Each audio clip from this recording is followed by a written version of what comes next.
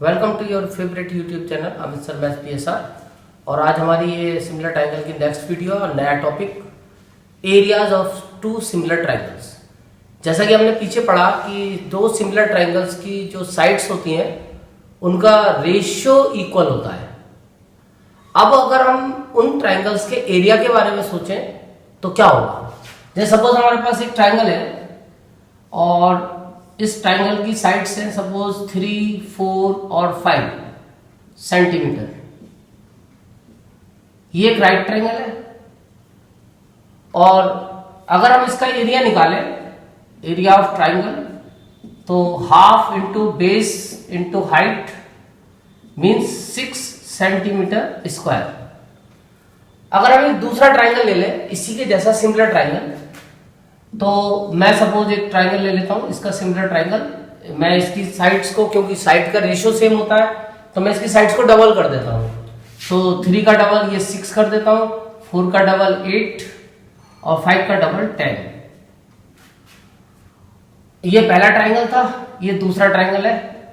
अब अगर मैं इस दूसरे ट्रायंगल का एरिया निकालूं, ये पहला ट्रायंगल था, अब मैं अगर निकालूं एरिया ऑफ ट्रायंगल 2, तो half into base into height, तो 2 3 जा 6 और 3 8 जा 24 सेंटीमीटर स्क्वायर।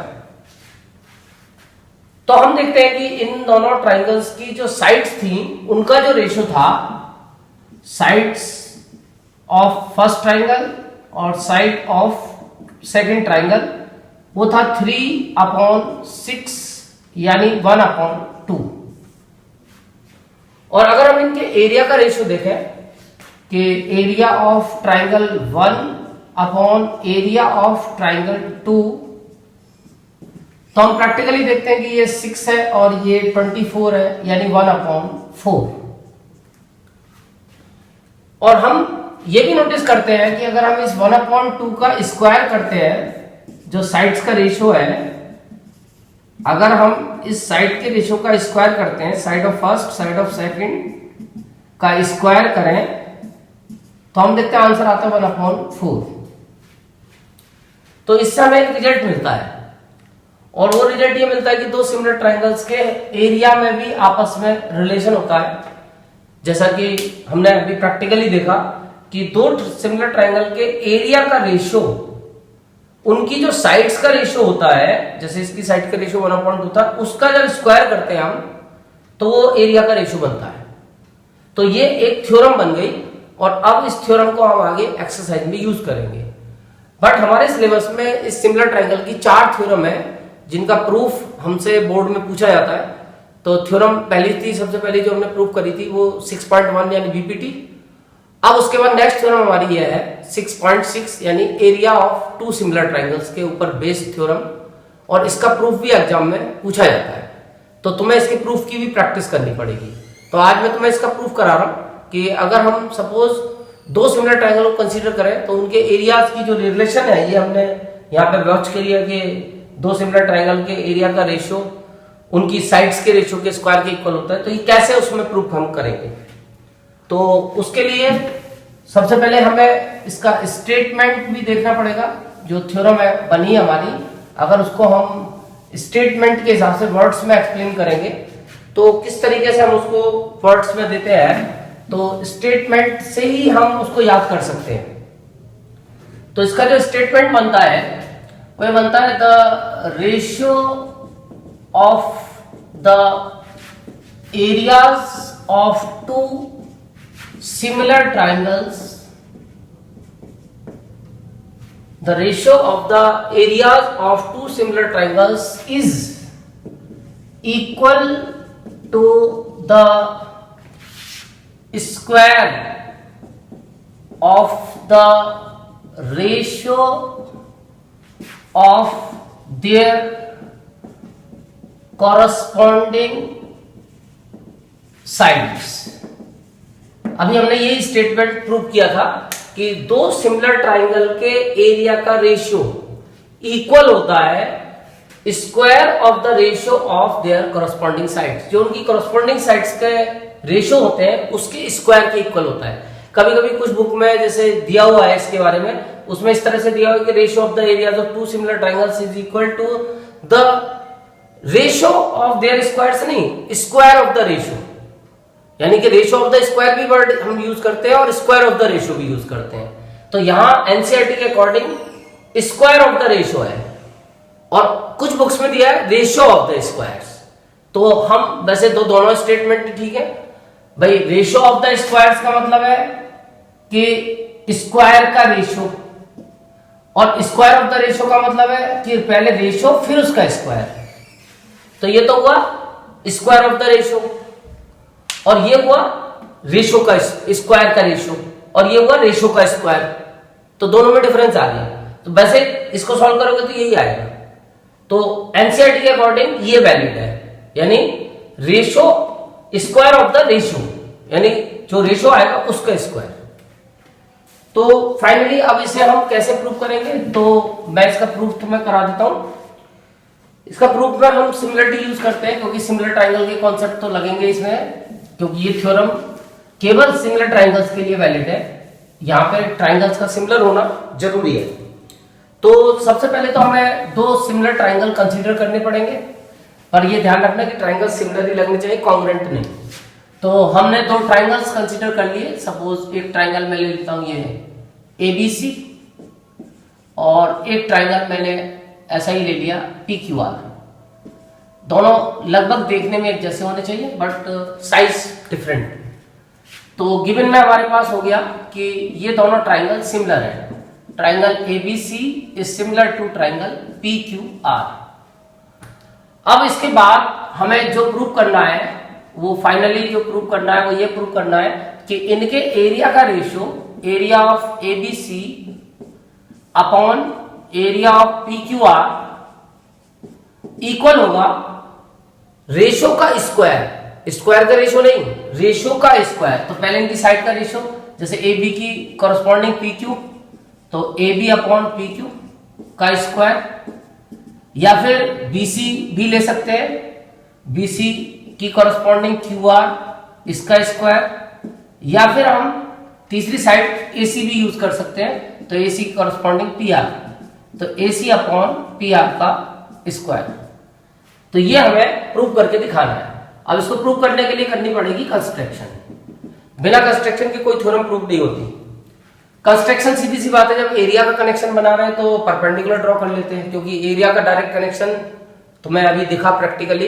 एरिया का formula half base into height होता है, तो हाइट की जरूरत पड़ेगी, तो फिलहाल हम एक परपेंडिकुलर ड्रॉ कर लेते हैं। एक ए से परपेंडिकुलर डाल देते हैं AD, और एक P से डाल देते हैं परपेंडिकुलर सपोज PM।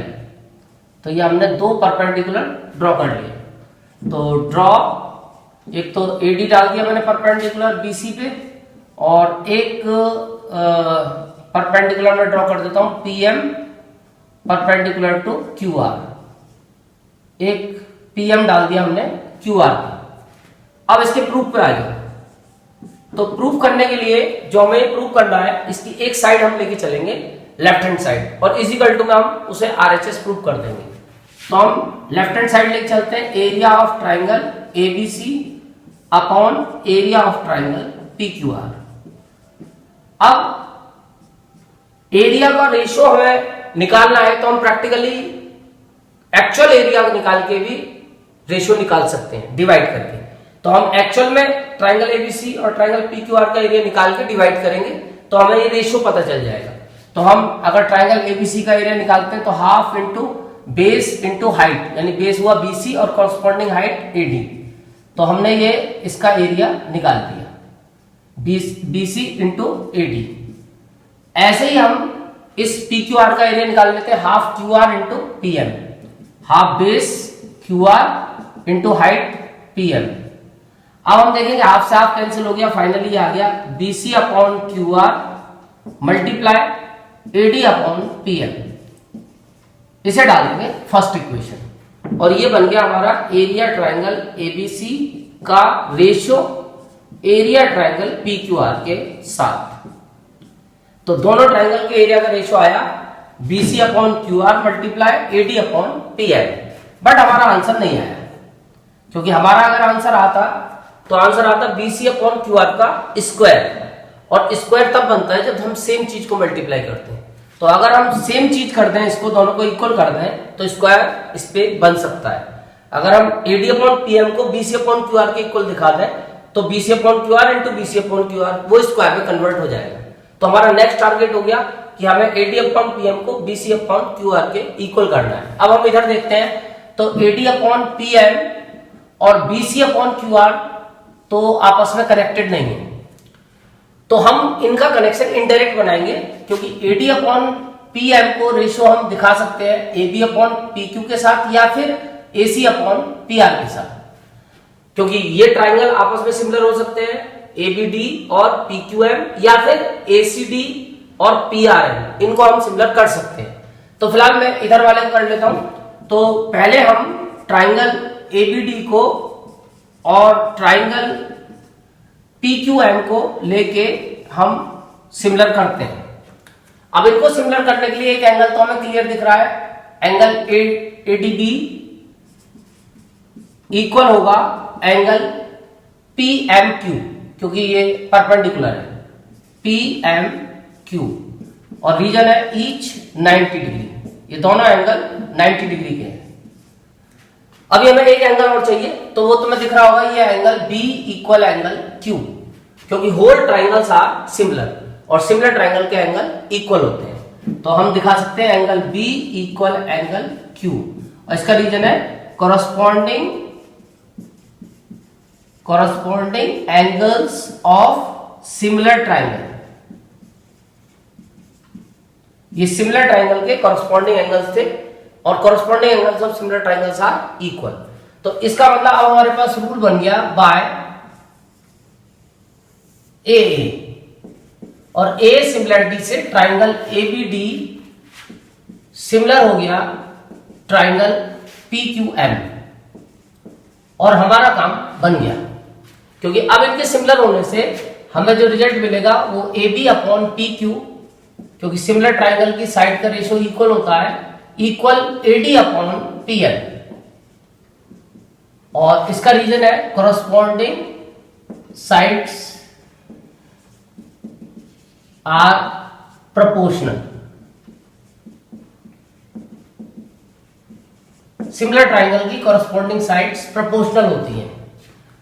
अभी है, लेकिन हमारी प्रॉब्लम पूरी तरह सॉल्व नहीं हुई, क्योंकि अगर हम इन दोनों को यूज करते हैं फ्रॉम फर्स्ट एंड सेकंड, तो हमारी प्रॉब्लम थोड़ी थोड़ी अभी भी अटकी हुई है, क्योंकि अब हम यहाँ पे एरिया ऑफ ABC का रेशियो अगर हम देखते हैं PQR के रेशियो के साथ, एरिया ऑफ ट्राइंगल PQR, तो वो आता है इक्वल, यहां तो BC अपॉन QR ही रहेगा, लेकिन अब यहां पे हम AD अपॉन PM को इक्वल दिखा चुके हैं AB अपॉन PQ के, तो हम यहां यूज कर सकते हैं AB अपॉन PQ, पर अभी भी हमारा आंसर नहीं आया, क्योंकि हमें जब तक ये दोनों इक्वल नहीं होंगे तब तक स्क्वायर नहीं चढ़ पाएगा, तो हमें इनको इक्वल करना पड़ेगा। अब ये इक्वल है ऑटोमेटिक, क्योंकि होल ट्राइंगल्स आर सिमिलर, और होल ट्राइंगल जब सिमिलर है तो AB upon PQ is equal to BC upon QR already है।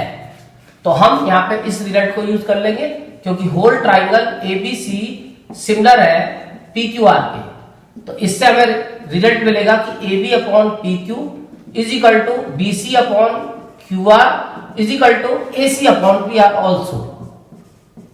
अब हमारा काम बन जाएगा, आगे वही लिख देंगे corresponding sides are proportional, और इसे डाल देंगे फोर्थ। अब तुम अपना आंसर ला सकते हो, क्योंकि AB upon PQ is equal to BC upon QR, तो चाहो तो तुम AB अपॉन PQ की जगह यहाँ BC अपॉन QR यूज करके अपना आंसर पा सकते हो फ्रॉम थर्ड एंड फोर्थ। अब तुम यहाँ पे इसको तो ऐसे रहने दो, area of ABC upon area of PQR। अब तुम यहाँ पे इसको तो ऐसे रहने दो BC अपॉन QR। अब तुम चाहो तो BC अपॉन QR यहाँ पे AB अपॉन PQ की जगह लगा सकते हो। तो अब तुम देखोगे तुम्हारा आंसर बन गया, क्योंकि अब ये सेम चीज को मल्टीप्लाई करोगे तो ये आंसर आ जाएगा BC अपॉन QR का होल स्क्वायर। तो तुमने प्रूव कर दिया कि दो सिमिलर ट्राइंगल के एरिया का रेशियो उनकी कॉरस्पॉन्डिंग साइड के स्क्वायर के रेशियो के बराबर होता है। रेशियो के स्क्वायर के बराबर होता है, स्क्वायर के रेशियो के बराबर होता है। क्योंकि तुम इसको चाहो तो ऐसे भी लिख सकते हो BC square upon QR square. जब स्क्वायर को अलग अलग करोगे एक्सपोनेंट के लॉ से, होल पावर को अलग अलग करोगे तो ये भी बन जाएगा। तो इसको बोलेंगे रेशियो का स्क्वायर, साइड्स के रेशियो का स्क्वायर, इसको बोलेंगे स्क्वायर का रेशियो। तो वो दोनों ही चीजें वैसे सही है, बट एनसीईआरटी में ये प्रूव करना है। अब आते हैं इसके बाद में, अभी हमारे पास ये भी थे, दोनों भी थे, AB अपॉन PQ के इक्वल भी दिखाना था और AC अपॉन PR के। तो अब तुम चाहो तो यहाँ पे लिख सकते हो फ्रॉम फोर्थ। तुम्हें पता है कि BC अपॉन QR इक्वल है AB अपॉन PQ के, तो तुम चाहो तो यहाँ BC अपॉन QR की जगह AB अपॉन PQ पुट कर सकते हो, या BC अपॉन QR इक्वल है AC अपॉन PR के, तो तुम यहाँ इसकी जगह AC अपॉन PR भी पुट कर सकते हो। तो तुम चाहो तो यहाँ पे बाकी के इसके जो दोनों रिजल्ट्स हैं, दोनों बाकी की जो साइड बचती है उसको भी दिखा सकते हो, और यहाँ पे BC अपॉन QR की जगह एक बार AB अपॉन PQ पुट कर सकते हो, और चाहो तो AB अपॉन PQ की जगह AC अपॉन PR भी पुट कर सकते हो। तो ये सबके ही तीनों साइड्स के रेशियो के स्क्वायर के इक्वल बन जाएगा। तो फाइनली ये हमारा एक थ्योरम का प्रूफ है, थ्योरम 6.6, और ये बोर्ड्स में आती है। तो तुम्हें इसके प्रूफ की ढंग से प्रैक्टिस करनी है कि दो सिमिलर ट्राइंगल के एरिया का रेशियो उनकी कॉरस्पॉन्डिंग साइड्स के रेशियो के स्क्वायर के इक्वल होता है, और इसका क्वेश्चन बोर्ड में जरूर आता है। तो हमें थ्योरम के बेस पे क्वेश्चंस भी करने पड़ेंगे। अब इसकी नेक्स्ट एक्सरसाइज 6.4 इसी थ्योरम पे बेस्ड है। तो अब मैं नेक्स्ट वीडियो उसी की दूंगा। Thank you.